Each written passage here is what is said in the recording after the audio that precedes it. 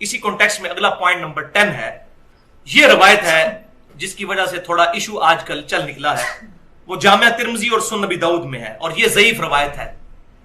اور یہ وہ روایت ہے جس میں وہ سکم ہے جو میں پہلے بیان کر چکا کہ سیدنا علی رضی اللہ تعالیٰ عنہ کہتے ہیں کہ آپ صلی اللہ علیہ وسلم نے مجھے وصیت فرمائی تھی کہ میں ہر سال ایک مینڈا آپ صلی اللہ علیہ وسلم کی طرف سے قربان کروں. تو 2 مینڈے سیدنا علی رضی اللہ تعالیٰ عنہ دیا کرتے تھے, ایک اپنی طرف سے اور ایک آپ صلی اللہ علیہ وسلم کی طرف سے, آپ صلی اللہ علیہ وسلم کی وفات کے بعد. تو اس حدیث میں وہی شریک بن عبداللہ القاضی جو ہیں وہ مدلس راوی ہیں اور ان سے روایت کر رہے ہیں, اور مدلس کی ان والی روایت ضعیف ہوتی ہے جب تک سما کی تصریح نہ ہو. صحیح مسلم کے مقدمے میں یہ پیٹ رول ہے, اور یہی رول ہے جس کی وجہ سے وہ خطرناک روایت بھی ضعیف ثابت ہوتی ہے جو مسند امام احمد میں ہے, اور الادب المفرد امام بخاری کی اس میں بھی موجود ہے, اور مشکات المصابی میں بھی انٹرنیشنل نمبرنگ کے مطابق 4902 نمبر حدیث ہے. اب یہ حدیث میں اس لیے کہہ رہا ہوں کہ وہ روایت درج ہے لیکن یہ ضعیف ہے کہ آپ صلی اللہ علیہ وسلم نے فرمایا جو شخص اپنے جاہلی نسب پر فخر کرے تو اس کو کہو کہ اپنے باپ کا عضو تناسل کاٹ کے اپنے منہ میں رکھ لو, اور یہ بات کنائے سے نہ کرو, ڈائریکٹ کرو. ولیعوذ باللہ, آپ صلی اللہ علیہ وسلم کبھی یہ بات نہیں فرما سکتے. وَإِنَّكَ لَعَلَىٰ خُلُقٍ عَظِيمٍ, اور بخاری مسلم کی متفق علیہ حدیث ہے, آپ صلی اللہ علیہ وسلم میں کنواری لڑکیوں سے زیادہ شرم و حیا تھی. یہ ہو ہی نہیں سکتا. تو اس روایت میں حسن بصری مدلس ہے اور ان سے روایت کر رہے ہیں. اگر یہ کسی نے صحیح ماننی ہے پھر وہ بھی صحیح مانے گا. تو یہ روایت بالکل ضعیف ہے. اور امام ترمذی رحمۃ اللہ علیہ بھی اس روایت کے تحت 1495 نمبر روایت کے تحت ایک مسئلہ بھی انہوں نے سالو کیا ہے کہ عبداللہ بن مبارک رضی اللہ تعالیٰ عنہ کا قول ہے رحمۃ اللہ علیہ, جو تبع تابعین میں سے ہیں, المتوفا 181 ہجری, امام حنیفہ رحمۃ اللہ علیہ کے شاگردوں میں سے ہیں. وہ کہتے ہیں کہ میت کی طرف سے قربانی کرنا درست نہیں ہے اس حدیث کے کانٹیکسٹ میں.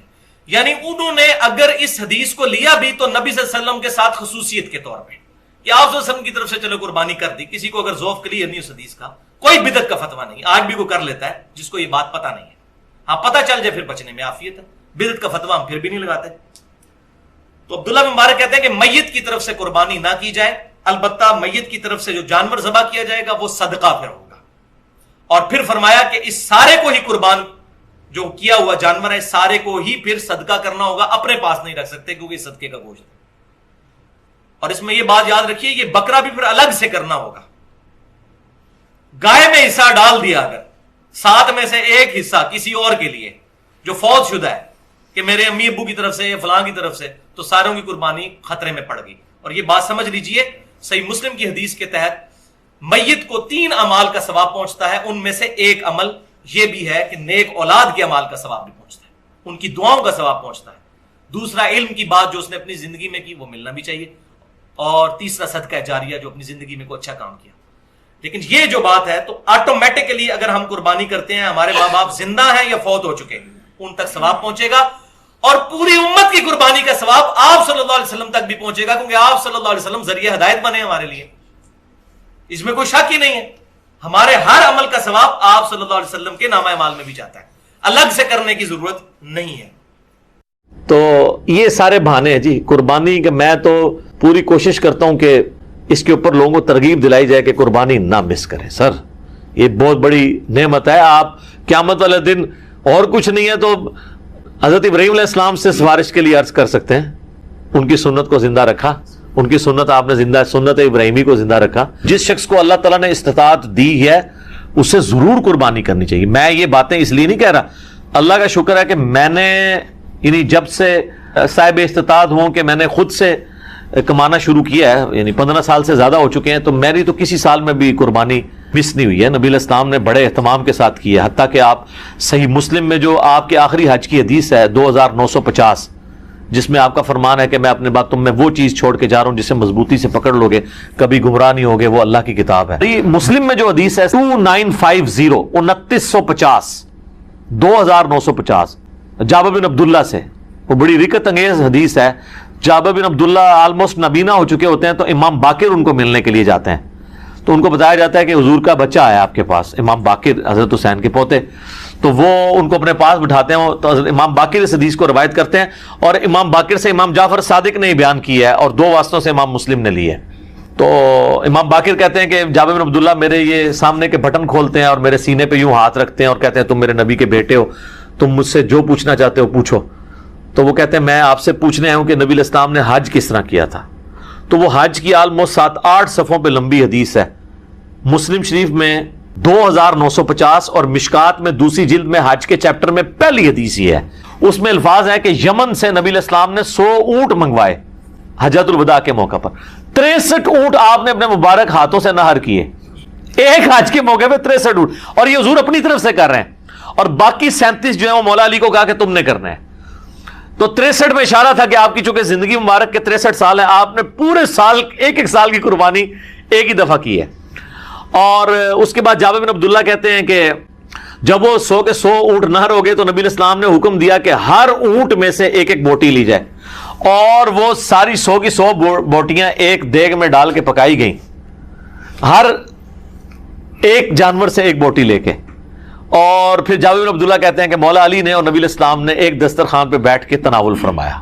تو وہ پوری کی پوری حدیث جو ہے نا بڑی رکت انگیز ہے پڑھنے والی, نبی علیہ السلام کے آخری حج کا بیان, حجۃ الوداع. تو اس سے بھی یہ یعنی بات پتہ چلی کہ نبی علیہ السلام نے اس سنت کا بڑا اہتمام کیا ہے. لہذا اس چکروں میں تو پڑھنا ہی نہیں چاہیے کہ جناب واجب ہے یا سنت ہے. بھائی سنت ہے کریں گے, تو یہ سنت ہی ہے, واجب نہیں ہے, لیکن سنت مؤکدہ ہے, سنت دائمہ متواتر اور مسلسل بھی ہے. تو وہ صاحب استطاعت ہے, ضرور کرے. جہاں ہم اتنے اور خرچے کرتے ہیں تو قربانی کیوں نہ کریں. اگر کوئی شخص آلریڈی مقروض ہے تو کیا وہ قربانی دینے کے لیے قرضہ اٹھا سکتا ہے یا قربانی نہ دے؟ قربانی کیوں نہ دے جی, کروڑ پتی لوگ بھی مقروض ہیں. یہ بڑے بڑے فیکٹریوں کے مالکوں سے آپ پوچھیں, انہوں نے کروڑوں میں قرضے اٹھائے ہوئے ہیں. وہ اکویٹی تو ان کی 40% ہے, 60% تو ڈیٹ انہوں نے بینکوں سے اٹھایا ہوا ہے. وہ تو سب سے پہلے تو ان کی قربانی ساقط ہو جائے گی. یہ قرضہ جو ہے یہ عارضی قرضہ ہے. یہ اس قرضے کو وہ قرضہ نہیں کہا جاتا کہ جس کی بنیاد پہ قرضہ یہ ہے کہ ایک بندہ قرضے کے تلے اس طرح دب گیا کہ اس کی 2 وقت کی روٹی محال ہو گئی ہے اور وہ روکی سکی کھا کے گزارا کر رہا ہے, اس کو مقروض کہا جاتا ہے. کروڑ پتی لوگوں کو مقروض نہیں کہا جاتا. تو وہ اس طرح نہیں ہے, قرضہ اٹھا کے آپ کریں. یہ کمیٹی آپ نے قرضے ہی تو ڈالی ہوتی ہے, کمیٹی ڈال لیں. بھائی کی شادی کے لیے ڈالتے ہیں کمیٹیاں, اور وہ جوتیاں اور کپڑے ہوں تب بھی نئے لے کے دیتے ہیں بچوں کو. اس کا خرچہ نکالیں تو ایک بیل میں حصہ ڈالنے سے تو کم ہی بنتا ہے. یہ بیل میں حصہ ڈالنا تو اس سے کم ہی بنتا ہے. آج کل ایک ایوریج شادی کے اوپر 15-20 ہزار روپے لگ جاتا ہے. تو سر 12-13 ہزار روپے کا آپ بیل میں حصہ نہیں ڈال سکتے. ضروری ہے کہ آپ نے بکرا ہی لینا ہے, بیل میں حصہ ڈال لیں. تو یہ جو آپ نے کمیٹی بھی ڈالی ہوتی ہے, اگر ایک سپوز لاکھ روپے کی آپ کی کمیٹی نکلی ہے, تیسری یا چوتھی, اور 10,000 روپیہ مہینہ ہے, تو چوتھی آپ نے کمیٹی جب لے لی ہے تو آپ نے ابھی تک تو 40,000 اس کو جمع کروایا ہے نا کمیٹی والے کو. 60,000 تو آپ نے بعد میں کرانے ہیں, لیکن لاکھ روپے آپ نے پہلے ہی اٹھا لیا ہے, تو 60,000 کے تو آپ بھی مقروض ہیں.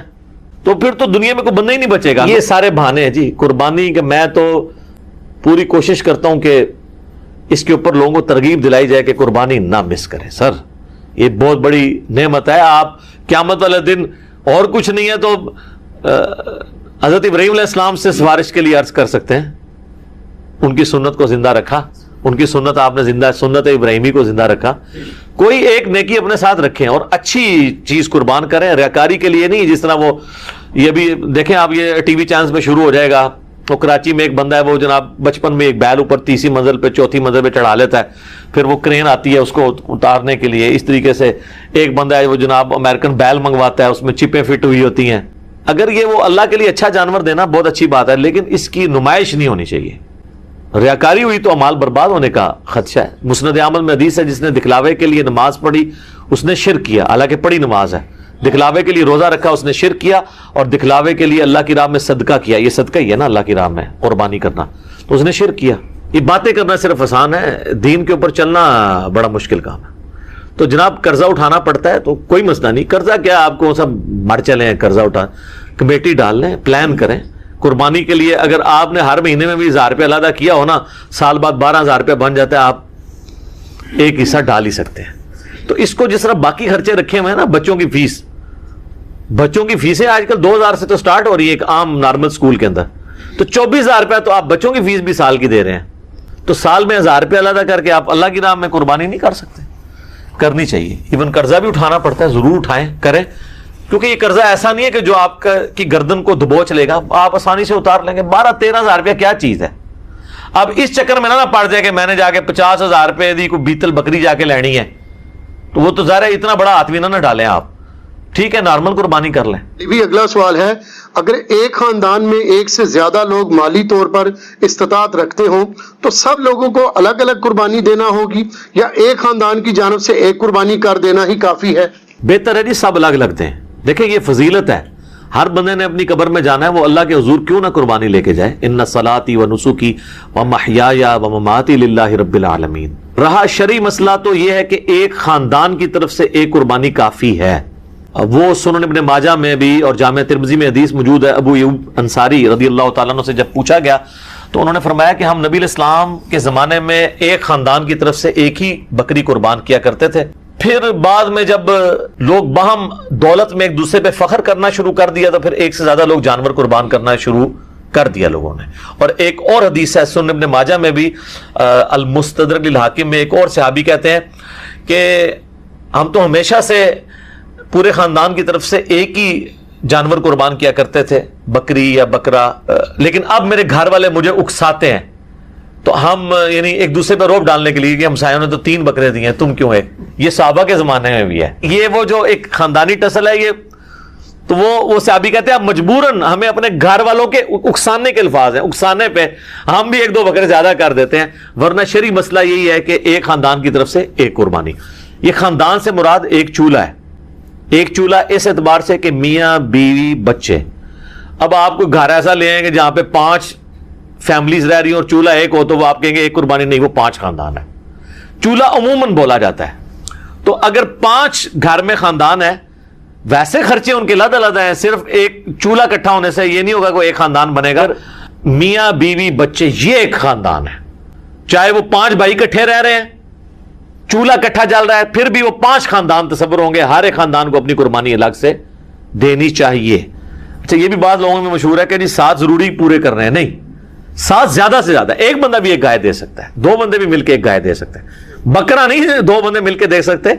اللہ کی یاد, لا الہ الا انت سبحانک انی کنت من الظالمین, سورۃ الانبیاء میں آیا. اور اللہ تعالیٰ نے فرمایا سورہ الصفات میں کہ اگر یونس اس دعا کے ساتھ ہمیں یاد نہ کرتا, ہائے ہائے, تو پھر اسی دن مچھلی کے پیٹ سے نکالا جاتا جس دن کے مردے نکالے جائیں گے. یعنی قیامت تک, یعنی وہ مچھلی یونس کی قبر بن جاتی اگر وہ یہ دعا نہ کرتا. اس سے کئی رزلٹ نکلے. ایک تو رزلٹ یہ نکلا کہ یہ دعا اللہ کو اتنی محبوب ہے کہ وہ اللہ جس کا جلال اتنا ہے کہ وہ اپنے پیغمبر کو بھی کہہ رہا ہے کہ تو نے قیامت والے دن ہی نکلنا تھا, کہ مجھے اتنا غصہ ہے تیرے اوپر, گناہ کے اوپر نہیں لغزش کے اوپر, وہ غصہ بھی ٹھنڈا ہو گیا. اس لیے میں کہتا ہوں سب سے بیسٹ استغفار جو آئے ہیں ان میں سے ایک لا الہ الا انت سبحانک انی کنت من الظالمین ہے. اور جامع ترمذی میں حدیث ہے, جو شخص بھی یونس کی دعا کے ساتھ اللہ کی طرف متوجہ ہوا اللہ اسے محروم نہیں لوٹائے گا. یہ اسماء اعظم میں سے ہے. اور قرآن میں بھی ہے کذالک ننجی المؤمنین, مومنین کو بھی ہم نجات دیں گے جو یہ یونس کی طرح دعا مانگے گا. یہ تو قرآن میں بھی ذکر ہے. لا اچھا اس کی دیکھیں ترجمہ کتنا پیارا ہے, لا الہ الا انت, کوئی معبود نہیں سوائے تیرے, سبحانک, اللہ تو غلطیوں سے پاک ہے, انی کنت من الظالمین, میں تو انسان ہوں, غلطیاں کروں گا. یار اس سے بہتر انداز ہو سکتا ہے کہ یا اللہ تو غلطی اس لیے نہیں کرتا کہ تو پاک ہے, تو پاک تو صرف تو ہے, مخلوق تو اس لیول پہ پاک ہو نہیں سکتی.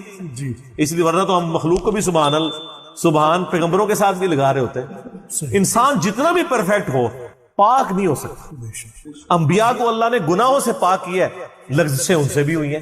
حضرت آدم علیہ السلام سے لغزش ہوئی ہے, نوح علیہ السلام نے کافر بیٹے کے لیے دعا کی ہے, موسیٰ علیہ السلام سے بندہ مر گیا, نبی علیہ السلام کی 4 لغزشیں قرآن میں ذکر ہوئی ہیں. غزوہ احد پہ بددعا نکل گئی تھی زبان سے, تو وہ سورہ آل عمران میں آیا کہ آپ کو کوئی اختیار نہیں ہے, آپ نے بددعا دی ہے, اللہ چاہے تو ان کو ہدایت دے. اور پھر اسی خالد ابن ولید کو ہدایت بھی مل گئی, اور اسی مبارک زبان سے جس سے بددعا ملی تھی سیف اللہ کا لقب بھی مل گیا. ٹھیک ہے, یہ سر اللہ کے اختیار ہے. پرفیکٹ صرف گاڈ ہے, اس کی کوئی مخلوق بھی پرفیکشن میں اس لیول پہ نہیں جا سکتی. مخلوق کی یہ اللہ کا نقص نہیں ہے بلکہ مخلوق کا نقص ہے کہ جو مخلوق ہوگا نا وہ پرفیکٹ نہیں ہو سکتا. جیسے خالق ہمیشہ سے ہے, مخلوق ہمیشہ سے ہو ہی نہیں سکتی. وہ کہتے ہیں نا، اکثر لوگ سوال کرتے ہیں کہ اللہ تعالیٰ اپنے ساتھ کا ایک اور خدا پیدا کر سکتا ہے. ہم کہتے ہیں یہ محال ہے، اس لیے کہ جو پیدا ہوگا وہ خدا ہوگا ہی نہیں. جو پیدا ہو گیا تو خدا کون ہے؟ لم یلد ولم یولد. ٹھیک ہو گیا. تو ذکر بھی کریں سر، اللہ کو یاد کریں، جھوم جھوم کے ہر جگہ ذکر کریں. کوئی پروٹوکول نہیں، نہ وضو نہ غسل، ذکر کے لیے کوئی پروٹوکول نہیں ہے. جب مرضی ذکر کریں، اللہ کو یاد کریں. اور اس کے لیے کپڑے پہننا ہونا بھی ضروری نہیں ہے. اکثر لوگ یہ سمجھتے ہیں کپڑے پہننا ضروری ہے. نہ، کوئی ضروری نہیں ہے. بعض اوقات بندہ وضو کے لیے اندر چلا جاتا ہے غسل کے لیے، یا غسل کرتے ہوئے تو لوگ بسم اللہ نہیں پڑھتے ہیں، کپڑے پہن کے پھر بسم اللہ پڑھتے ہیں. سر اللہ اور بندے کا کون سا پردہ ہے؟ ٹھیک ہے، آپ کر سکتے ہیں ذکر. اگلا سوال ہے، میں نے اپنی زندگی میں بہت شرک کیا ہے لیکن الحمدللہ اب توبہ کر چکا ہوں، لیکن اس کے باوجود یہی فکر دامن گیر رہتی ہے کہ شرک تو ناقابل معافی گناہ ہے. معلوم نہیں کہ میری توبہ قبول ہوگی بھی یا نہیں، مجھے بتائیں میں کیا کروں. آپ سب سے پہلے تو اس طرح کے خیالات سے توبہ کریں جو آپ کر رہے ہیں. ٹھیک ہے، اس کی وجہ یہ ہے کہ سورہ التوبہ کی آیت نمبر 70 میں اللہ تعالیٰ نے فرمایا کہ جو شخص توبہ کر لے سچے دل کے ساتھ، اور اس سے پہلے بڑے بڑے گناہوں کا ذکر ہوا ہے، ان میں سے ایک شرک بھی. بلکہ اب یہ کریٹیکل سوال ہے تو میں یہ آیت پڑھ کے بھی بتا دیتا ہوں. پارہ نمبر 19 کے اندر جا کے سورہ الفرقان کی آیت نمبر ہے یہ 70. اعوذ باللہ من الشیطان الرجیم، بسم اللہ الرحمن الرحیم. ہاں جی، یہ آ گیا. والذین لا يدعون مع اللہ الہا آخر، یعنی اللہ تعالیٰ اہل ایمان کی نشانی بتا رہا ہے کہ وہ ایسے لوگ ہیں کہ وہ اللہ کے ساتھ کسی اور کو الہ کے طور پر نہیں پکارتے. ولا يقتلون النفس التي حرم اللہ الا بالحق، اور کسی جان کو ناحق قتل نہیں کرتے. ہاں، بفتوی شریعت والا معاملہ علیحدہ ہے، یعنی قتل کے بدلے قتل، وہ بھی گورنمنٹ کا جوڈیشری کا کام ہے، آپ نے خود نہیں کرنا. ولا یزنون، نہ زنا کرتے ہیں. ومن یفعل ذلک یلقى اثاما، جو کوئی یہ 3 گناہ کرے گا ان قریب ان کا عذاب چکھ لے گا. کون سے 3 بڑے گناہ گنوائے گئے ہیں؟ نمبر 1 اللہ کے ساتھ شرک، نمبر 2 قتل ناحق، اور نمبر 3 زنا. حتیٰ کہ بخاری مسلم میں ایک حدیث ہے کہ نبی علیہ السلام سے جب بڑے بڑے گناہوں کے بارے میں پوچھا گیا نا، تو آپ نے یہی 3 گناہ گنوائے، اور پھر آپ نے کہا قرآن پڑھ کے دیکھو. یعنی نبی علیہ السلام بھی اپنی بات کی دلیل میں قرآن پیش کرتے ہیں. ماشاء اللہ تعالی. والذین لا يدعون مع اللہ الہا آخر ولا يقتلون النفس التي حرم اللہ الا بالحق ولا يزنون ومن يفعل ذلك يلقى اثاما يضاعف له العذاب يوم القیامة ويخلد فيه مہانا. جو یہ 3 گناہ کرے گا اس کے لیے عذاب دگنا کر دیا جائے گا قیامت میں، اور وہ ذلیل و خوار کر کے آگ میں یعنی جھونکا جائے گا. الا من تاب، ہاں اگر کوئی ان گناہوں سے توبہ کر لے. کون سے؟ نمبر 1 شرک، نمبر 2 قتل ناحق، اور نمبر 3 زنا. وآمن وعمل عملا صالحا، اور ایمان لے آئے، یعنی ایمان تو پہلے بھی ہوگا نہیں، صحیح والا ایمان، اور نیک عمل کرے. فَأُولَئِكَ يُبَدِّلُ اللَّهُ سَيِّئَاتِهِمْ حَسَنَاتٍ، تو پھر ایسے شخص کے گناہوں کو بھی اللہ تعالیٰ نیکیوں سے بدل دے گا. صرف معافی نہیں سر، جتنے بڑے بڑے گناہ تھے اسی لیول کی بڑی بڑی نیکیاں. وَكَانَ اللَّهُ غَفُورًا رَحِيمًا، اور اللہ تعالیٰ تو بخشنے والا مہربان ہے. وَمَن تَابَ وَعَمِلَ صَالِحًا، جو کوئی توبہ کرے اور نیک اعمال کرے. فَإِنَّهُ يَتُوبُ إِلَى اللَّهِ مَتَابًا، تو اللہ تعالیٰ کہتا ہے کہ میرے ذمہ ہے اس کی توبہ کو قبول کرنا. یعنی اللہ تعالیٰ نے اپنے اوپر خود سے واجب کیا، حالانکہ اللہ تعالیٰ کسی چیز کا پابند نہیں ہے کہ جو میری طرف رجوع لائے گا میں اسے ضرور معاف کروں. تو اگر کسی شخص کو اس طرح کا وہم آتا ہے نا، اور یہ وہم اس لیے بھی آ رہا ہوتا ہے، بعض اوقات لوگ یعنی اس کا ترجمہ کرتے ہوئے بالکل لفظی ترجمہ کر رہے ہوتے ہیں. قرآن حکیم کی آیات چونکہ پورے کانٹیکسٹ کے ساتھ ہوتی ہیں، بیک گراؤنڈ میں آیات نازل ہوئی ہوتی ہیں، لہٰذا میں جب بھی ان آیات کا ترجمہ کرتا ہوں نا، جب اسپیسیفکلی شرک کو ایڈریس کر رہا ہوتا ہوں، میرا لیکچر نمبر ہے مسئلہ نمبر 3، دعا صرف اللہ ہی سے، اور سچ پیپر بھی ہے اس کے اوپر. تو ہم یہ ترجمہ جو ہے نا یہ آیت، ان اللہ لا یغفر ان یشرک بہ، بے شک اللہ اس گناہ کو کبھی معاف نہیں کرے گا کہ کوئی شخص اللہ کے حضور قیامت والے دن اس حال میں پیش ہوا کہ اس نے دنیا میں شرک کیا ہوا، یعنی بغیر توبہ کے وہ مرا. وَيَغْفِرُ مَا دُونَ ذَلِكَ لِمَن یشاء، اور شرک کے علاوہ ہر گناہ معاف کر دے گا، وہ بھی اوپن لائسنس نہیں، جس کے لیے چاہے گا. یعنی جو شخص شرک سے توبہ کیے بغیر گیا نا، اس کی تو توبہ ہے ہی نہیں قیامت.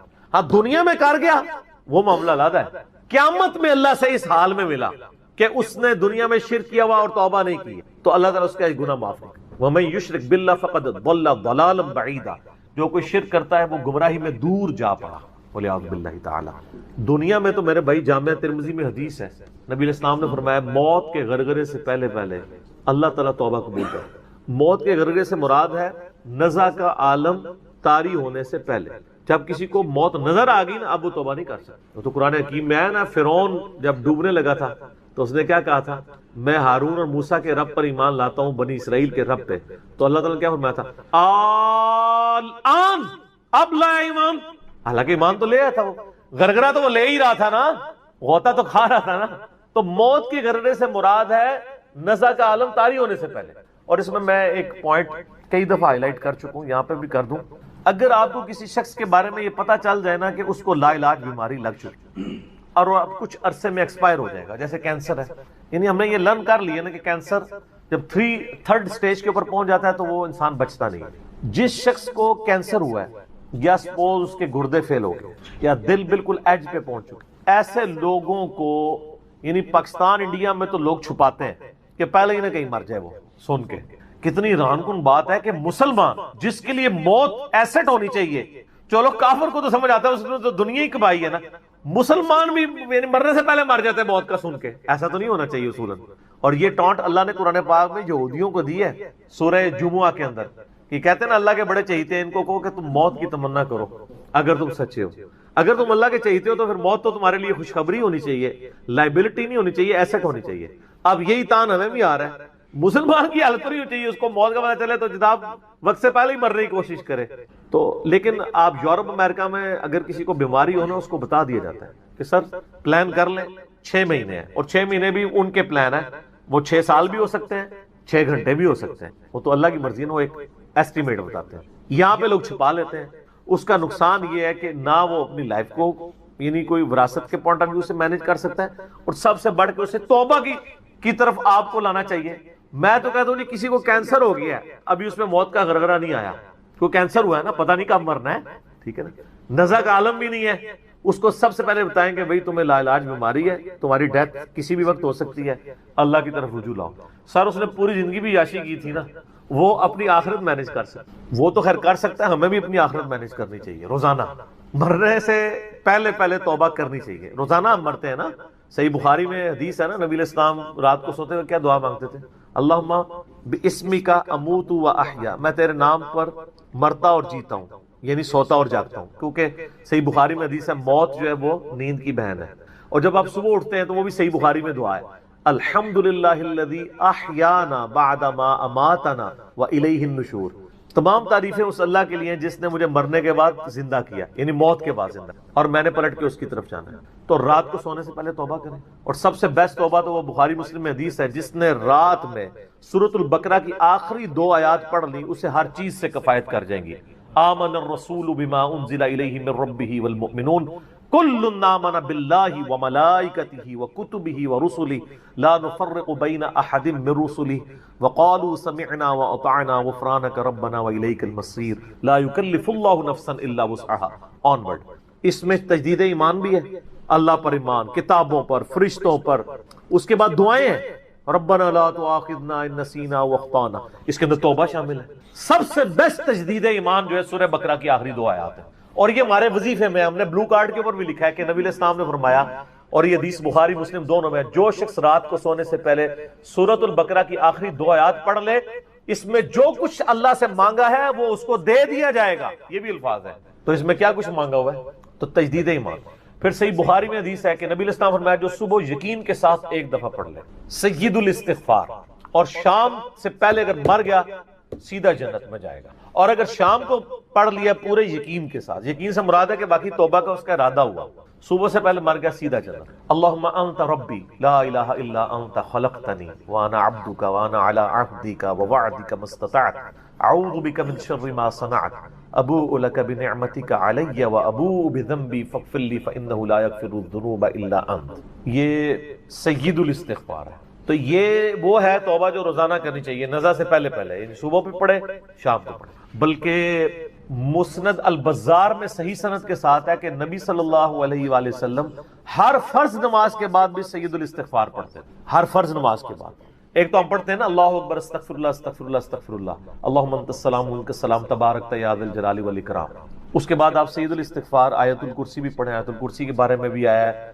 سنن نسائی الکبریٰ کے اندر صحیح سند کے ساتھ، ہم نے گرین کارڈ میں ڈالا ہے کہ جو شخص آیت الکرسی فرض نماز کے فوراً بعد پڑھے گا مرتے ہی جنت میں جائے گا. لیکن نماز پڑھے گا، خالی آیت الکرسی نہیں، نماز کے فوراً بعد، تو نماز بھی اس کو پڑھنی چاہیے. تو اس طرح یعنی تجدید ایمان والا یہ معاملہ بھی کرنا چاہیے، اور یہ وہمی نہیں بننا چاہیے کہ اللہ تعالیٰ معاف نہیں کرے گا.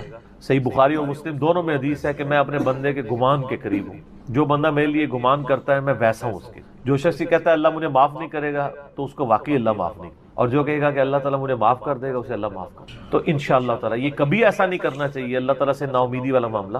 آپ اپنے رب کے وعدوں پر، نبی صلی اللہ علیہ وسلم کے وعدوں پر یقین رکھیں کہ جس شخص نے سچے دل سے توبہ کی ہے اس کی نہ صرف توبہ قبول ہوگی سورۃ الفرقان آیت نمبر 70 کے تحت، بلکہ اس کے گناہوں کو بھی نیکیوں سے بدل دیا جائے گا. تو اللہ تعالیٰ رجوع لانے والوں کو پسند فرماتا ہے. بار بار رجوع لاتے رہنا چاہیے. اللہ تعالیٰ سے اپنے آپ کو آزاد نہیں کرنا چاہیے. نیکی کی ہو یا نہ کی ہو، گناہ کیا ہو یا نہیں کیا، یہ علیحدہ سے بات ہے. نبی علیہ السلام سے بڑھ کر کون نیک ہو سکتا ہے؟ صحیح بخاری میں حدیث ہے کہ میں بھی روزانہ 70 سے زیادہ دفعہ اپنے رب کی طرف استغفار لے کے آتا ہوں. استغفر اللہ و اتوب الیہ، نبی علیہ السلام. اور یہ 70 کا عدد آپ نے کثرت کے لیے بولا ہے. عربی میں 70 کا مطلب 70 ڈیجٹ نہیں ہوتا. 70 کا مطلب 1000 دفعہ بھی ہو سکتا ہے، 10,000 دفعہ بھی ہو سکتا ہے، 100 دفعہ بھی ہو سکتا ہے. کثرت کے لیے بولا جاتا ہے. تو استغفار تو بندے کی ضرورت ہے، یہ اللہ سے ایک نیکی ہے، اور ہر چیز کے ساتھ استغفار اٹیچ ہے. آپ دیکھیں کہ محفل سے اٹھنے کی جو دعا ہے اس میں استغفار ہے. سبحانک اللہم و بحمدک اشہد ان لا الہ الا انت استغفرک و اتوب الیک، سنن نسائی میں حدیث ہے. پھر سنن نسائی الکبریٰ میں حدیث ہے کہ نبی علیہ السلام وضو کے بعد بھی یہ دعا پڑھتے تھے، سبحانک اللہم و بحمدک اشہد ان لا الہ الا انت استغفرک و اتوب الیک. اور فرمایا یہ پڑھ لو تو یہ اللہ تعالیٰ قیامت کے دن تک کے لیے اس کو سنبھال کے رکھ دے گا، تمہیں اس کے عوض نیکیاں ملیں گی. ٹھیک ہے نا.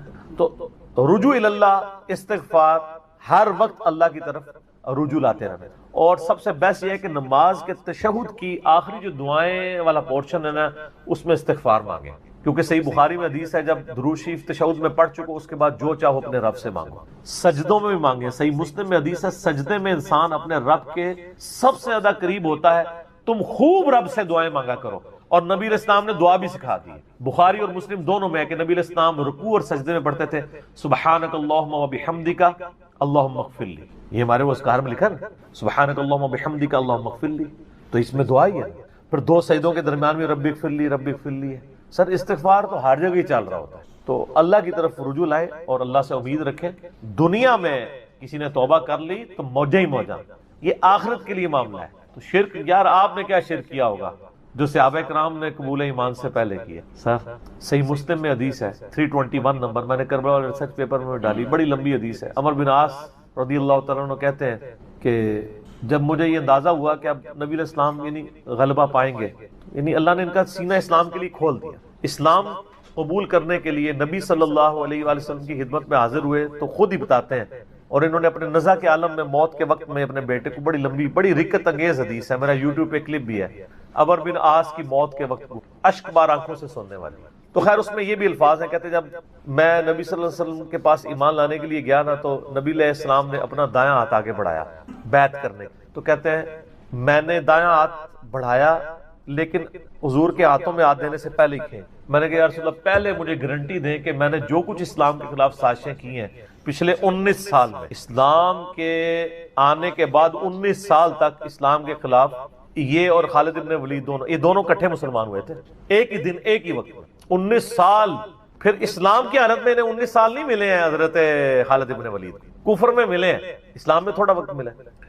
تو حضرت عمر بن عاص کہتے ہیں میں نے ہاتھ کھینچ لیا. میں نے کہا یا رسول اللہ پہلے گارنٹی دے میرے سارے گناہ معاف ہوں. تو آپ صلی اللہ علیہ وسلم نے فرمایا کہ اے عمر کیا تجھے نہیں پتا کہ اسلام پچھلے کے سارے گناہوں کو معاف کر دیتا ہے، اور اللہ کی راہ میں ہجرت پچھلے کے سارے گناہوں کو معاف کر دیتی ہے، اور حج مبرور پچھلے کے سارے گناہوں کو معاف کر. تو یہ اسلام لے کر آنا کتنی بڑی دولت ہے. تو یہ تجدید ایمان کرنا، کلمہ پڑھ کے یہ اپنا تجدید ایمان والا معاملہ بھی کرتے رہنا چاہیے. یہ بھی ایک توبہ کا ذریعہ ہے.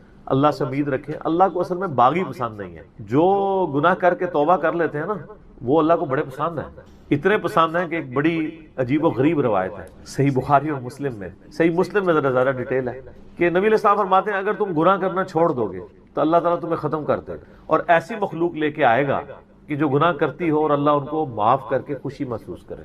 اچھا اس کو بعض لوگوں نے دوسری طرف لے لیا, ان کا جی اللہ تعالیٰ گناہوں سے بڑا خوش ہوتا ہے. نہیں نا, اصل میں یہ بتانا چاہ رہے تھے نبی صلی اللہ علیہ وآلہ وسلم کہ انسان کے اندر بلٹ ان فالٹ رکھا گیا ہے کہ وہ غلطی کرے گا. اصل مسئلہ یہ ہے کہ وہ آدمی بنے. آدم نے اپنی غلطی کو جسٹیفائی کیا نہیں, جب غلطی کی تو کیا کہا, ربنا ظلمنا انفسنا وان لم تغفر لنا وترحمنا لنکونن من الخاسرین. معاف کر دیا اللہ نے. شیطان نے اپنی غلطی کی جسٹیفیکیشن دینا شروع کر دی, میں ایسے بہتر ہوں, تو نے اس کو مٹی سے بنایا, مجھے آگ سے بنایا ہے, میں اس کو کیسے سجدہ کروں.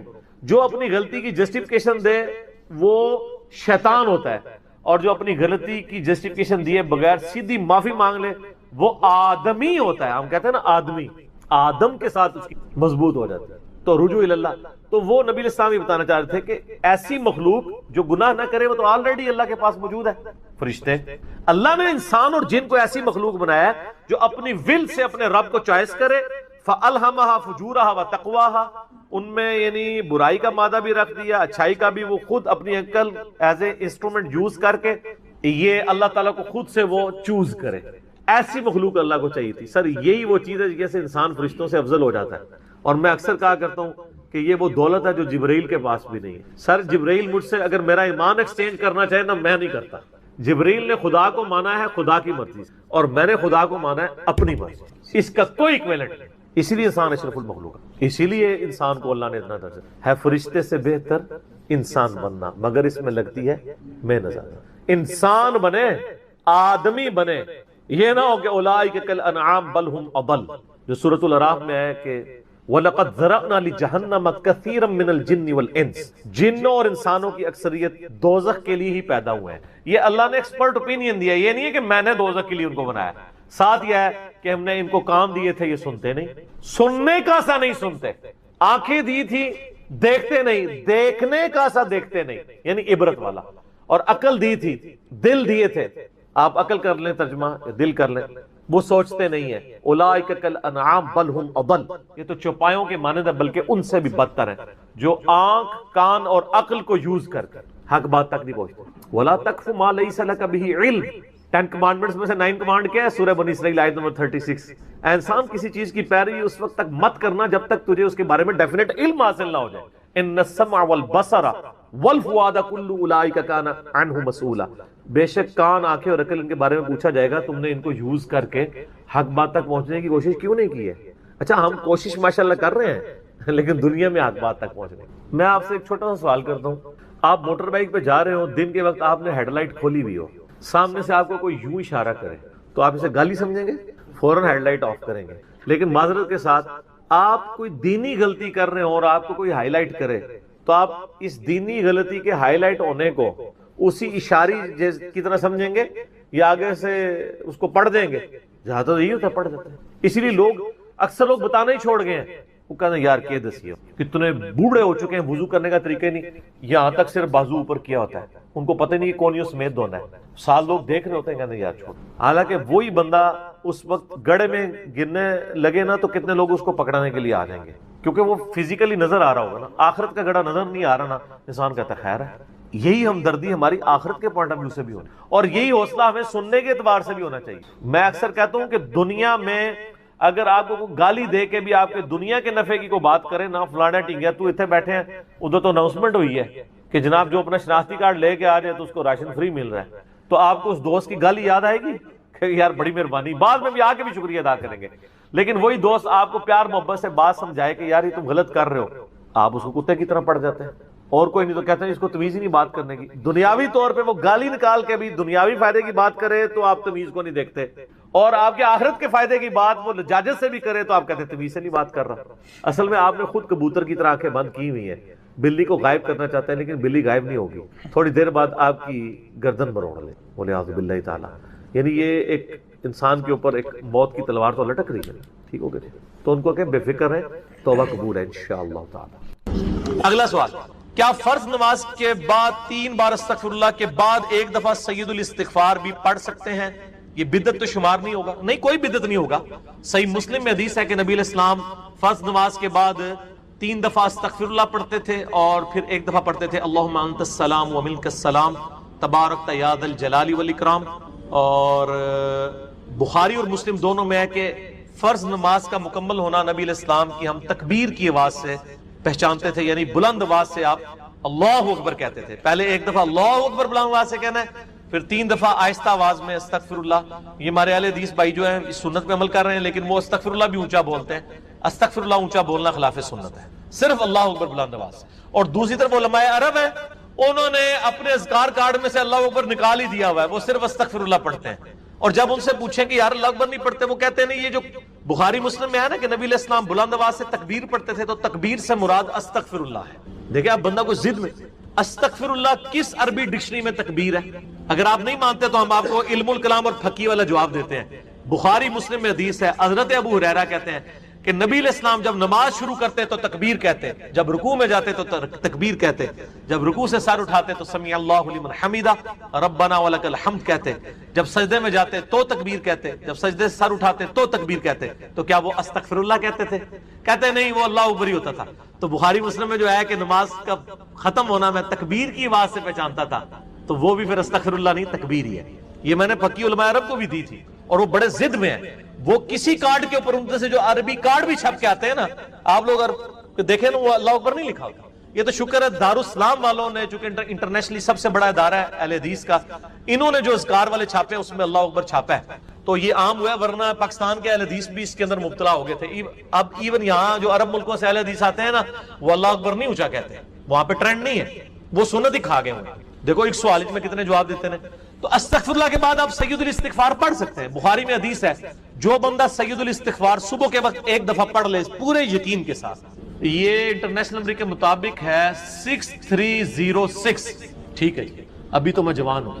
اللہم انت ربی لا الہ الا انت خلقتنی وانا عبدک وانا علی عہدک ووعدک ما استطعت اعوذ بک من شر ما صنعت ابوء لک بنعمتک علی وابوء بذنبی فاغفر لی فانہ لا یغفر الذنوب الا انت. جو صبح کے وقت پورے یقین سے پڑھ لے، شام سے پہلے مر گیا تو جنتی، اور جو شام کو پڑھ لے صبح سے پہلے پڑھ گیا تو جنتی. یہ صبح شام کے اذکار بلو کارڈ میں ہمارا یہ ذکر موجود ہے.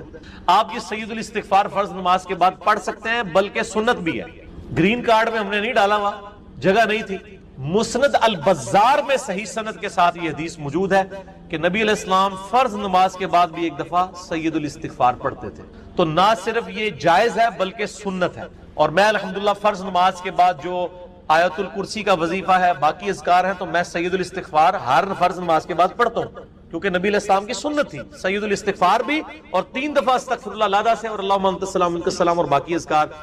اور یہ تو میں صرف سمجھانے کے لیے کہہ رہا ہوں، یہ تو آپ گن بھی نہیں سکتے. قرآن پاک میں اللہ تعالیٰ نے فرمایا نا کہ اللہ کی نعمتیں اتنی زیادہ ہیں کہ تم انہیں شمار کرنا چاہو تو شمار بھی نہیں کر سکتے. تو وہاں سے اللہ تمہیں رزق دے گا، تمہیں گمان بھی نہیں. اب رزق کے لیے ضروری نہیں ہے کہ آپ کے پاس مال و دولت اور آپ کے ایسٹس بڑھ جائیں. یہ بھی اللہ تعالیٰ کا بہت بڑا رزق ہے کہ آپ کے پاس جو تھوڑے بہت ایسٹس ہیں وہ سلامت ہیں.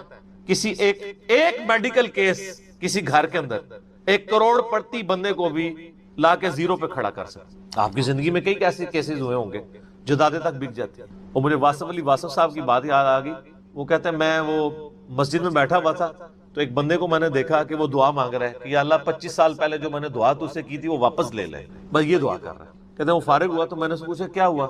اس نے کہا جی 25 سال پہلے میں نے اللہ سے رو رو کے ایک بیٹا مانگا تھا، میری بیٹی ہی تھی صرف، اور وہ بیٹا میرے گاٹے فٹ ہو گیا، یعنی وہ نشے میں مبتلا ہو گیا، سارا گھر کا مال اس نے بیچ دیا، مجھے کنگال کر دیا. تو میں اللہ سے کہہ رہا ہوں یا اللہ یہ اولاد واپس ہی لے لے. تو یہ بھی تو ہو سکتا ہے. سورہ توبہ میں آتا ہے، اللہ تعالیٰ آتا ہے اپنے جو فاسق و فاجر لوگوں کے بارے میں کہ اللہ تعالیٰ چاہتا ہے کہ ان کی اولاد کو ہی ان کے لیے عذاب بنا، اولاد بھی عذاب بن سکتی. اس لیے میں دعا کیا سکھائی گئی ہے، ربنا ھب لنا من ازواجنا وذریاتنا قرۃ اعین واجعلنا للمتقین اماما. اے اللہ ہماری بیویوں اور ہماری اولاد میں آنکھوں کی ٹھنڈک بنا اور ہمیں پرہیزگاروں کا امام بنا، ہماری آنے والی نسلیں پرہیزگار ہوں، ورنہ یہ تو مصیبت بھی گلے پڑ سکتی. تو ایک میڈیکل کیس آپ کو کہاں سے کہاں لے کے جا سکتے، ایک بچے کا نافرمان ہونا آپ کو کہاں سے کہاں لے کے جا سکتے. اور اس سے بڑی ناکامی تو آخرت کی ناکامی ہے. ایسا بچہ بھی ہو سکتا ہے کہ جو آپ کی دنیا تو برباد نہ کرے لیکن آخرت برباد کر دے، اس کی وجہ سے آپ گناہوں میں مبتلا ہو جائے. تو یہ بھی رزق کی ایک فارم ہے. رزق صرف یہ نہیں ہے کہ آپ کے لیے مال پانی کھل جائے، بلکہ مال سبسسٹنس لیول پہ بھی موجود ہے، لیکن آپ کو کوئی ایسی تکلیف نہیں آ رہی کہ جس کی وجہ سے آپ کا مال نہیں نکل رہا. ورنہ ایک بندہ 10 لاکھ روپے مہینے کا کماتا ہے اور 9 لاکھ روپے اس کا نکل جاتا ہے, کیا فرق پڑا اس کو؟ اس نے کون سا ایسٹ بنا لیا؟ اور جو اذیت گزار رہا ہے وہ لا دس, اس کو تو کوئی سوچ بھی نہیں سکتا, ذہنی ٹینشن ہے. صحیح بخاری مسلم میں حدیث ہے, نبی علیہ السلام فرمایا ہمیشہ اپنے سے نچلے لوگوں کو دیکھو تو تمہیں یوں اللہ تعالیٰ کی نعمتوں پر صبر نصیب ہوگا اور قناعت نصیب, اوپر نہ دیکھو. اور پھر بخاری مسلم میں یہ حدیث ہے کہ ابن آدم کے پاس اگر سونے کی 2 وادیاں ہوں تو وہ خواہش کرے گا تیسری وادی بھی مجھے مل جائے, اس کا پیٹ صرف قبر کی مٹی بھری. والعیاذ باللہ تعالی. بخاری مسلم دونوں میں حدیث ہے کہ انسان کہتا ہے میرا مال میرا مال میرا مال. نبی علیہ السلام فرمایا تیرا مال تو وہ ہے جو تو نے کھا پی لیا یا پہن کر بوسیدہ کر دیا یا اللہ کی راہ میں خرچ کر کے آخرت کے لیے محفوظ کر لیا. باقی جتنا مال ہے وہ تو تیرے ورثہ کا مال ہے, تو کہتا ہے میرا مال ہے. پھر بخاری مسلم دونوں میں حدیث ہے کہ نبی علیہ السلام نے فرمایا کہ انسان کے 3 دوست ہیں, ایک دوست ہی اس کی قبر تک ساتھ جاتا ہے, وہ اس کے اعمال ہیں. باقی جو 2 دوست ہیں وہ باہر ہی رہ جاتے ہیں, اس کے رشتہ دار اور مال. اب مال ساتھ جاتے ہیں, مال بھی آپ ساتھ لے کے جا سکتے ہیں, لیکن وہ مال جو آپ نے پہلے اپنی زندگی میں اپنی مرضی سے اللہ کی راہ میں خرچ کر دیا, وہ اللہ کے ڈیوائن بینک میں جمع ہے. وہ قرآن پاک میں سورۃ البقرہ میں آیا 700 گنا تک کے اللہ تعالیٰ کر کے لوٹائے گا, بلکہ یہاں تک فرمایا کہ یہ اللہ تعالیٰ کو تم قرض دے رہے ہو اور اللہ تعالیٰ اس قرض کو لوٹائے گا. دیکھیں کتنا قدردان ہے کہ دیتا اللہ ہے, اور جب اسی کے دیے ہوئے میں سے آپ اسی کی راہ میں خرچ کرتے ہیں تو وہ کہتا ہے کہ یہ تم نے مجھے قرض دی. اللہ کہتا ہے میں تمہارا مقروض ہوں, تمہیں لوٹاؤں گا. یہ ہے اللہ تعالیٰ کی قدردان. جامعہ ترمذی میں حدیث ہے, مسند امام احمد میں موجود ہے کہ نبی علیہ السلام فرمایا کہ جب بھی کوئی شخص دعا کرتا ہے وہ خالی نہیں جاتی, یا تو اس دعا کے عوض جو تم نے مانگا وہ اللہ تمہیں عطا کر دیتا ہے, یا اس سے بہتر یعنی اس کی برکت سے اللہ تعالیٰ بہتر نعم البدل دیتا ہے, تمہاری کوئی تکلیف ٹال دیتا ہے, یا پھر اس دعا کو سنبھال کے رکھتا ہے قیامت کے دن کے لیے, اور اس دعا کے ایکویلنٹ تمہیں اجر عطا فرما. تو دعا تو بہت ضروری ہے, اللہ کی طرف رجوع لانا ہے. ٹاپک اور طرف چلا جائے گا, فی الوقت اس کی طرف آپ کنسنٹریٹ کریں کہ اللہ تعالیٰ مارا ہے کہ تمہیں وہاں سے رزق ملے گا, تمہیں گمان بھی نہیں ہوگا. وَمَن يَتَوَكَّلْ عَلَى اللَّهِ, اور جو کوئی اللہ پر توکل کرے فَهُوَ حَسْبُهُ, تو اللہ اس کے لیے کافی ہے. ان اللہ بالغ امری, اللہ تعالیٰ تو اپنا کام پورا کر کے رہتا ہے, لیکن قد جعل اللہ لکل شیء قدرا, اللہ نے ہر معاملے کے لیے ایک اندازہ مقرر کر رہا ہے. اسی کو ہم وہ کہتے ہیں نا کہ اللہ کے ہاں دیر ہے اندھیر نہیں ہے, لیکن یہ دیر بھی ہم صرف سمجھانے کے لیے کہتے ہیں, وہ دیر نہیں ہے. وہ اللہ کا رول یہی ہے کہ اللہ تعالیٰ نے کسی معاملے کو کس لیول کے اوپر جا کے ایڈریس کرنا. 23 سال تک مشرکین عرب کو دیکھیں نا مہلت ملی ہے. کتنے لوگوں نے کہا کہ دیکھو کان پک گئے ہیں ہمیں سنتے ہوئے, نبی علیہ السلام ہمیں دھمکیاں لگاتے ہیں کہ قوم عاد قوم سمود کی طرح تم بھی برباد کر دیے جاؤ گے, جب وقت کے پیغمبر کا انکار کرو گے تو عذاب تو کوئی نہیں آ رہا. اور قرآن پاک میں پھر نبی علیہ السلام کے بارے میں بھی آتا ہے کہ آپ علیہ السلام نے بھی تھوڑی سی بے صبری کا مظاہرہ کیا.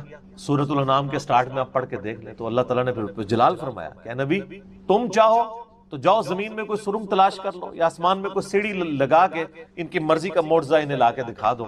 ہم اپنے فیصلوں میں یعنی کسی کے پابند نہیں ہیں. پھر سورہ آل عمران میں آتا ہے جب غزوہ احد کے موقع پہ نبی علیہ السلام کی زبان سے بددعا نکل گئی خالد ابن ولید کے لیے کہ اللہ تعالیٰ ایسی قوم کو کیسے ہدایت دے گا جنہوں نے اپنے نبی کا چہرہ خون سے رنگ دیا. یہ صحیح مسلم میں الفاظ ہیں, قرآن پاک میں اشارتاً اس کا ذکر ہے. سورہ آل عمران میں اللہ تعالیٰ نے فرمایا کہ نبی آپ کو کوئی اختیار نہیں ہے, اللہ تعالیٰ چاہے تو ان کو ہدایت بھی دے. ہائے ہائے, یہ اللہ کے فیصلے ہیں, یہ کسی انسان کا کوئی فیصلہ. تو اب ان آیات کی روشنی میں بزرگ تو کسی کھاتے میں نہیں بنتے, لوگ بزرگوں کو لے کے بیٹھ رہے ہوتے ہیں جی بزرگ دعا کریں گے, بزرگ کر دیں گے. بزرگوں نے کیا کرنا ہے؟ یا تو نبی علیہ السلام کے بارے میں فرمایا جا رہا ہے کہ آپ کو کوئی اختیار نہیں ہے, اللہ تعالیٰ چاہے تو بخش دے, اللہ تعالیٰ چاہے گرفت فرمائے, اللہ تعالیٰ چاہے ڈھیل دے. اللہ نے ہر کام کے لیے ایک اندازہ مقرر کیا ہوا ہے, وہ اسی موقع کے اوپر اللہ تعالیٰ اس چیز کو اسٹیبلش. وہ اللہ کے ڈیوائن علم میں ہے کہ کب اللہ تعالیٰ نے اسلام کا غلبہ کروانا ہے. جب نہیں کروایا تو 13 سال میں 125 بندے ہی مسلمان ہوئے ہیں, اور اگلے 13 سال کے اندر دونوں سپر پاورز بھی الٹ دی گئی ہیں. دونوں طرف ٹائم پیریڈ تو ایک ہی ہے. تو یہ اللہ تعالیٰ فیصلے فرما. عمر اور رزق میں برکت کے لیے کوئی وظیفہ بتا دیں. اس میں نے بتا دیا نا, صحیح بخاری مسلم دونوں میں حدیث ہے, نبی صلی اللہ علیہ وآلہ وسلم نے فرمایا جو شخص یہ چاہے کہ اس کے رزق میں برکت کر دی جائے, عمر دراز کر دی, تو اپنے رشتہ داروں کے ساتھ اس نے, لیکن یہ بھی تقدیر میں لکھا ہوا ہوگا کہ وہ کرے گا تو یہ ہو جائے گا, تو اسی کو توفیق ملے گی نا. تو اللہ تعالیٰ اس کی عمر میں برکت صرف یہ نہیں ہے کہ ایک بندہ 60 سال کا تو اب 100 سال پہ مرے. کئی 100 سال کی زندگی پاتے ہیں اور کام چوانی کا بھی نہیں کر کے مرتے, اور بعض لوگ 50 سال میں اتنا کام. امام شافعی کی عمر 55 سال تھی صرف جب فوت ہوئے ہیں. چلو شافعی کو تو چھوڑ دیں, اس سے پہلے آ جائیں. عمر بن عبدالعزیز 38 سال کی عمر میں فوت ہوئے ہیں. 38 سال کی عمر میں 3 براعظموں پہ ایسے نقوش چھوڑ گئے ہیں کہ آج دنیا حیران ہے. تو ان کو تو عمر بھی کوئی نہیں ملی ہے. یہ نہیں ہوتا کہ آپ کو عمر کتنی ملی ہے, آپ نے اس عمر میں کیا کیا ہے. آپ اللہ تعالیٰ آپ کو اسی ٹائم میں اتنی برکت. میں اپنے لیے آپ کو بات کرتا ہوں, میں کسی کیا بات کروں, میری زندگی خود اس چیز کا نمونہ ہے. آج جب لوگ یہ نہیں کہتے ہیں یار اس نے اتنے ویڈیوز چڑھا دی ہیں, کتنے بیٹھ کے ریکارڈ کرانا رہتا ہے, حالانکہ ہفتے میں ایک ریکارڈ ہوتی ہے, روزانہ ہوتی بھی نہیں ہے, لیکن کنسسٹنسی کے ساتھ, اللہ کی مدد کے ساتھ آپ اگر یہ کام لے کے چلتے رہیں تو slow and steady wins the race. تو آج چیزیں آپ دیکھ لیں ہزاروں کی تعداد میں آپ کے سامنے, اور یہ حالات اللہ تعالیٰ فیوریبل کرتا ہے. میں یقین کریں, میں اپنے بھائیوں کو کہتا ہوں, میں جب بھی درس, ابھی آج کا درس میں نے کرنا تھا نا, وہ ہندو کا جواب دینا تھا, تو میں نے پورے ہفتے سے دعائیں شروع کی ہوئی تھیں, اللہ زندگی دے دیں, حالات فیوریبل ہو جائیں, ٹرانسفارمر بھی نہ اڑے ہمارا, جنریٹر بھی چلتا رہے, سارے معاملات چلتے رہے, اور فرحان بھائی بھی ٹائم پہ آ جائیں, ٹھیک ہو گیا جی, کالر مائک بھی چل جائے, کیمرے کی بھی بیٹری چارج ہو, ساری چیزیں. یہ میں جو چیزیں میرے اختیار میں کر کے, یا اللہ تو نے کروانی ریکارڈنگ, میں تو کچھ بھی نہیں. اپنے پورے ریسورسز مینج کر کے بھی اللہ پہ نظر ہوتی ہے. حالانکہ میرے دوستوں کو پتا ہے میں کتنا وہمی ہوں. میرے آفس میں بھی نا, جب سب سے مشکل کوئی ٹاسک میرے والے کیا جاتا ہے, اور وہ ہمارے باس کہتے ہیں یار اس کو دے کے تم بھول جاؤ, پھر وہ کام کر کے آپ کو بتائے گا. تو کیوں میں وہم ہوں, جس کام میں ہاتھ ڈالتا ہوں نا, میں دنیاوی اعتبار سے ہر چیز اس کے حوالے سے مینج کرتا ہوں, لیکن ساتھ مسبب الاسباب پہ نظر ہوتی ہے کہ یا اللہ یہ جو کچھ میں کر رہا ہوں نا, یہ تو میں اسباب کر رہا ہوں نا, میرے ساتھ کوئی بھی پرابلم ہو سکتی, کسی کے ساتھ کوئی این ٹائم, یعنی اس کے اوپر فیملی کے اوپر کوئی ایسا ایشو آ سکتا ہے کہ درس کینسل کرنا پڑ جائے, ہو سکتا ہے نا. جس طرح ایک بار یعنی اچانک جو ہے وہ, یعنی ہمارا درس کینسل ہو گیا تھا, عثمان بھائی کی والدہ فوت ہو گئی تھی, ہمیں اپنا درس کینسل کرنا پڑا, ایگزیکٹ اسی دن ہی ہو گیا اس طرح. تو وہ حالانکہ ہمارا درس پورا تیار, مسئلہ 41 اس دن ریکارڈ ہونا تھا, کئی سال پہلے کی بات. کس سال کی بات ہے یہ؟ 5 سال پہلے کی بات ہے. تو اپنا ہر چیز مینج کی تھی, لیکن اینڈ ٹائم پہ کوئی مسئلہ کھڑا ہو گیا. میرے اپنے بھی کئی کلوز ریلیٹیو فوت ہوئے ہیں, لیکن اللہ کا شکر ہے اتوار مطلب وہ درس سے 1-2 دن آگے پیچھے ہی ہوئے ہیں, تو اللہ تعالیٰ نے یعنی معاملات کو سیٹل کر دیا. یہ ساری چیزیں سر فیوریبل ہونا, پھر تو یہ وہ سوال کی طرف ہوں کہ رشتہ داروں سے اس نے سلوک کریں, اللہ تعالیٰ رزق میں اضافہ کرے گا, عمر میں اضافہ کر دے گا, یعنی برکت ڈال دے گا, تھوڑی چیز بھی کفایت کر دے گی. ابو داؤد میں ایک حدیث ہے, ایک صحابی کہتے ہیں میری ماں فوت ہوگی, فرمایا اپنی خالہ کے ساتھ اس نے, ٹھیک ہو گیا. تو یہ رزق کے بڑھنے کا ذریعہ. باقی دعا تو ایک ہی ہے, اللہم ربنا آتینا فی الدنیا حسنہ وفی الآخرۃ حسنۃ وقنا عذاب النار. یہ دنیا کے ہر کام کے لیے دعا ہے, رزق کی برکت کے لیے, اولاد کے لیے, اولاد کے اچھے مستقبل کے لیے, لڑائی جھگڑا ختم کرنے, دنیا کی ہر چیز اس میں داخل ہے. کیوں؟ ربنا آتینا فی الدنیا حسنہ, دنیا میں ہر چیز حسنہ عطا کر دے, بہتر, اور آخرت کی ہر چیز داخل ہے. وفی الآخرۃ حسنہ, آخرت میں قبر بھی شامل ہے, میدان حشر بھی, میدان عدل بھی. یہ وقنا عذاب القبر, وقنا عذاب الحشر, یہ کہنے کی ضرورت نہیں ہے. بخاری مسلم میں حدیث ہے جو مر گیا اس کی قیامت قائم ہوگی, وہ آخرت میں داخل ہوگا. اس میں سب کچھ ہے. اس میں ایک صحیح مسلم کی حدیث میں بتا دیتا ہوں, ایک صحابی تھے, بیماری کی وجہ سے اتنے کمزور ہو گئے کہ چڑیا کی طرح ان کا جسم ہو گیا. یہ آپ کو دعا والے چیپٹر میں مشکات میں دوسری جلد میں بھی یہ حدیث صحیح مسلم کی, نبی صلی اللہ علیہ وآلہ وسلم عیادت کے لیے آئے. آپ نے حالت دیکھی, آپ نے فرمایا وہ تو اللہ سے کیا مانگتا ہے. آپ کو پتہ چل گیا کہ مسئلہ کوئی گمبھیر ہے. کیا یا رسول اللہ, میں اللہ سے ایک ہی دعا کرتا ہوں کہ یا اللہ جو تو نے مجھے آخرت میں عذاب دینا ہے نا, وہ دنیا میں ہی, نعوذ باللہ من ذالک, اللہم اجرنا من النار. نبی صلی اللہ علیہ وسلم نے فرمایا او سبحان اللہ, اللہ پاک ہے غلطیوں سے. اس کا مطلب یہ ہوتا ہے یہ انسان ہی غلطیاں کرتا ہے. او تو اللہ سے یہ چیز مانگ رہا ہے, اور تیرے اندر ہمت ہے کہ تو آخرت کیا دنیا کا بھی اللہ کا عذاب برداشت کر سکے. اور تجھے تو چاہیے تھا تو دعا کرتا اللہم ربنا آتینا فی الدنیا حسنہ وفی الآخرۃ حسنۃ وقنا عذاب النار.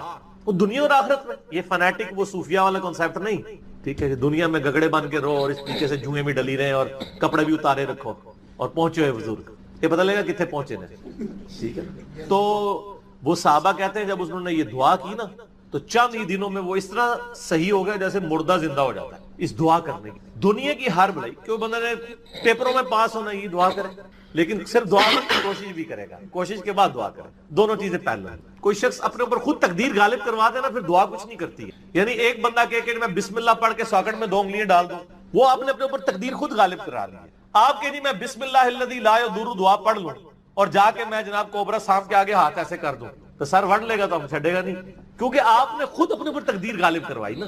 جب آپ اپنے اوپر خود تقدیر غالب کرواتے ہیں, آپ بسم اللہ الذی لا یضر پڑھ کے, یہ تو نہیں کہ اسٹیئرنگ سے ہاتھ اٹھا لیں اور آنکھیں بند کر لیں تو جا کے ٹھوکیں گے سیدھے. جب کوئی شخص خود تقدیر غالب کرواتا ہے پھر دعا کچھ نہیں کرتی. اس کی دعا ہے تدبیر کے ساتھ, کیونکہ اس طرح دنیا کا نظام نہیں چل سکتا تھا نا. تو یہ ان دعاؤں کا یہ ہوگا کہ جو ناگہان, اسی لیے آپ دیکھیں حدیث کے الفاظ کیا ہیں کہ ناگہانی آفت, خود لائی ہوئی آفت نہیں، ناگہانی آفت. آپ جا کے سانپ کے بل میں جا کے ہاتھ کو سیڑ دیں اور آپ کے میں نے پڑھا اعوذ بکلمات اللہ التامات من شر ما خلق، کچھ بھی نہیں ہونا، کیونکہ آپ نے اس دعا کی خود وائلیشن کر دی. ناگہانی آفت ٹلے گی، ٹھیک ہو گیا. اور جو آپ اپنے اوپر خود طاری کریں گے وہ نہیں ٹلنے، وہ اس طریقے سے نہیں ٹلے. اس لیے یعنی یہ دعائیں وغیرہ پڑھیں، اس کے بعد تدبیر بھی کیا کریں. ویسے ہم باقی معاملات میں کرتے ہیں، کسی شخص نے صرف دعا پڑھ کے اپنا پیٹ نہیں بھرا، نہ پیاس بجھائی ہے، ہمیشہ کھانا بھی کھاتے ہیں، پانی بھی، اور ان کو کہتے ہیں اسباب بھی ساتھ رکھیں. ٹھیک ہو گیا. وما من دابۃ فی الارض، اور زمین پہ چلنے پھرنے والی کوئی بھی مخلوق ایسی نہیں ہے، الا علی اللہ رزقها، مگر یہ کہ اس کا رزق اللہ کے ذمہ کرم کے اوپر ہے. ہمیں تو چند ایک مخلوقات نظر آ رہی ہیں نا جن کا رزق آپ دیکھ رہے ہیں. ابھی اگر آپ کو ویل مچھلی کا رزق بتایا جائے جو پیسیفک میں اور اٹلانٹک میں آج بھی ہزاروں کی تعداد کے اندر ہے، ایک چھوٹی ویل مچھلی بھی ایک وقت کا 500 کلو گوشت کھا جاتی ہے، 500 کلو. اور جو بڑی ویل مچھلی ہیں وہ تو آپ چھوڑ دیں، 30 ہاتھیوں کے برابر بھی ویل مچھلی ہے. اتنی بڑی بڑی ویل مچھلی ہیں، 30 ہاتھی، 30 ان کے برابر ایک ویل مچھلی. اس کا رزق بھی اللہ تعالیٰ پورا کر رہا ہے. آپ کو تو بس چڑیاں نظر آ جاتی ہیں زیادہ زیادہ، تو کسی کے دماغ میں آ سکتا ہے کہ یار چڑیوں کا رزق اللہ پورا کر رہا ہے، تو زیادہ زیادہ اتنا ہی دماغ میں رزق آتا ہے. آپ ذرا ان جانوروں کے بارے میں سوچیں، اتنے بڑے بڑے جانور سمندر کے اندر، خشکی میں تو اتنے بڑے جانور ہی نہیں ہیں جتنے پانیوں کے اندر موجود ہے، اور ان تمام کے رزق کی ذمہ داری اللہ تعالیٰ نے لی ہوئی ہے. لیکن یہ رزق کی ذمہ داری ہے کوشش کے ساتھ جڑی ہوئی ہے.